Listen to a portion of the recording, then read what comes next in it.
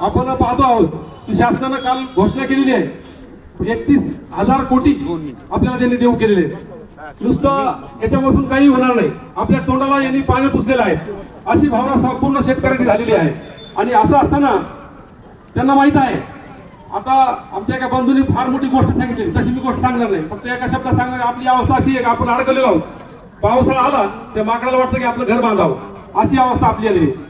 तसं आपलं शेतकऱ्याचं कसं आहे की आपण आपल्या कामामध्ये गुंतलेलो असतो, अनेक समस्या आहेत, घर सोडून आपल्याला जाता येत नाही, शेत सोडून आपल्याला जाता येत नाही, आणि हे फक्त त्या शासनाला माहिती आहे। मग आपण काय केलेलं आहे, निवडणुकीमध्ये आपले प्रतिनिधी जे आपले शेतकऱ्याच्या पोटचे लेकर आहेत म्हणून आपण निवडून दिलेलं आहे, ते म्हणतात आम्ही शेतकरी आहोत, आम्ही शेतकऱ्याचे बनतो, परंतु निवडून गेल्याच्या नंतर ते काहीही त्यांच्या ध्यानात राहत नाही, शेतकऱ्यांसाठी काय करावं हे त्यांच्या ध्यानात राहत नाही, त्यांच्या वेगळ्या योजना सुरू होतात।